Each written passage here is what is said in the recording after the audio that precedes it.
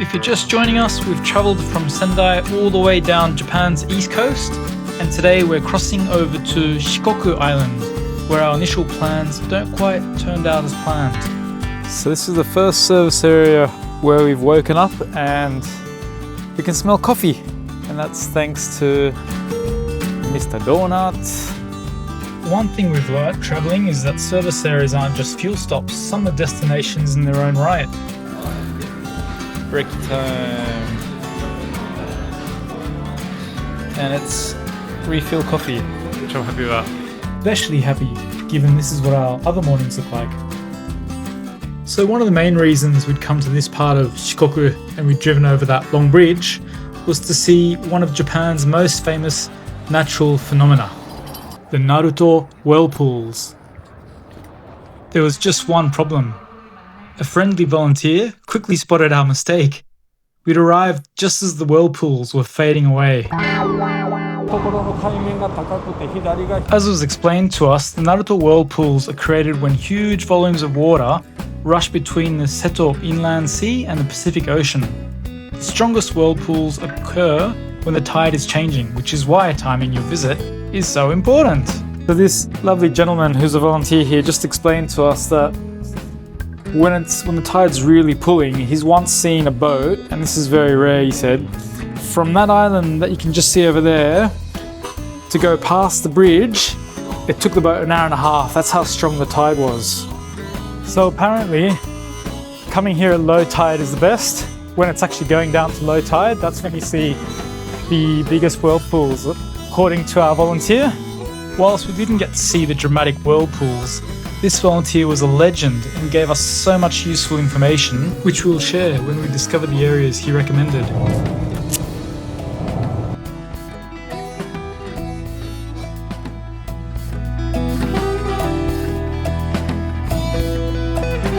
But before we continue, there's just one more thing you need to know about the bridge.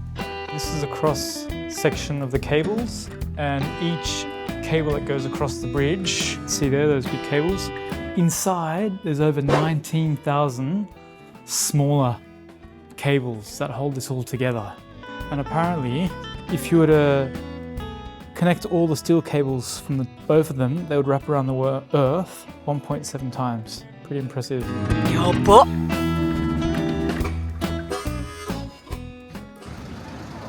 With flags from around the world lining the entrance, this felt less like an art museum and more like the United Nations of the art world.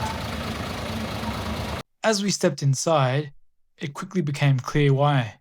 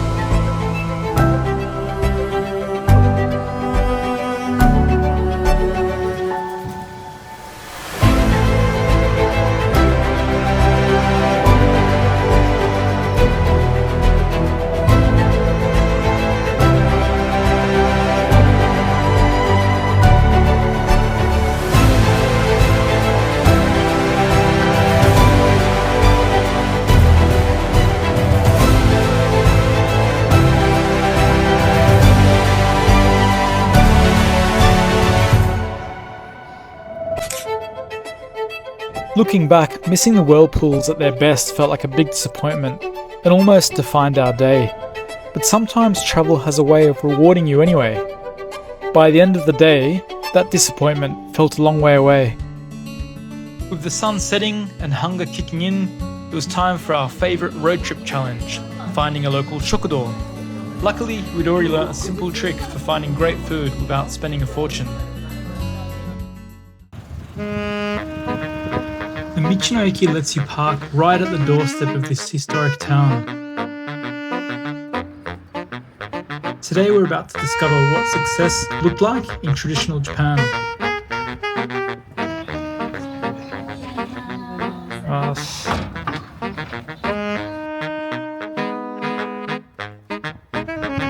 Unlike many historic districts built around castles, this town prospered through trade and wealthy merchants. With few power lines, modern buildings or convenience stores in sight, it's surprisingly easy to imagine life here 200 years ago.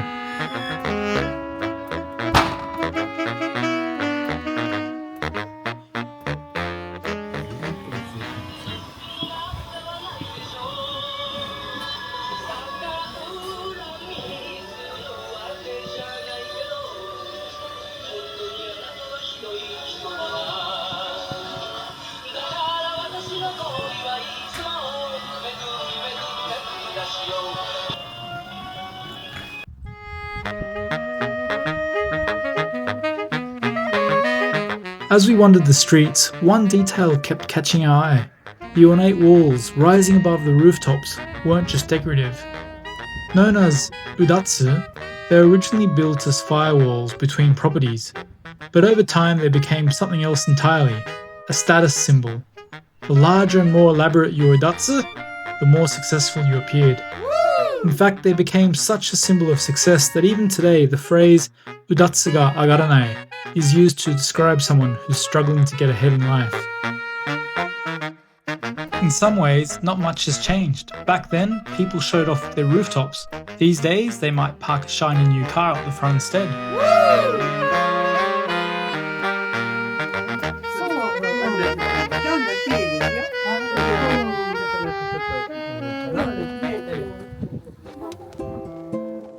With another local recommendation in hand, we set off towards the Iya Valley Vine Bridge, but first, there was one important stop to make.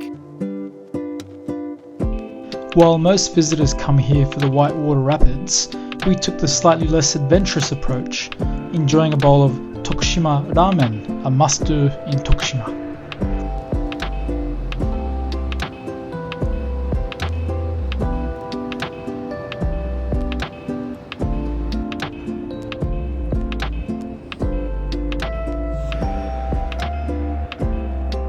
Okay, back to the Iya Valley Vine Bridge.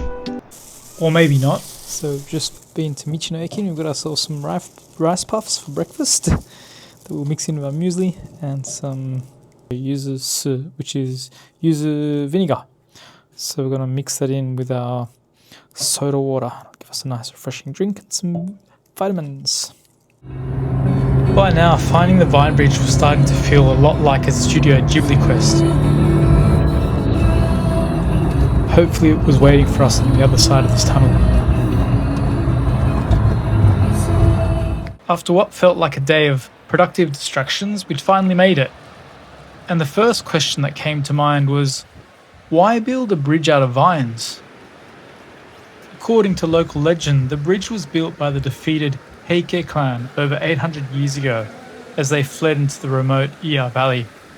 If enemies ever discovered their hiding place, the bridge could supposedly be cut down in seconds. So basically, this bridge wasn't designed to last forever, it was designed to disappear very quickly. Although the bridge follows a centuries-old design, the vines are regularly replaced to keep it safe. There is reinforced steel cable through it, これケーブル一応ね。ランが綺麗ですよ。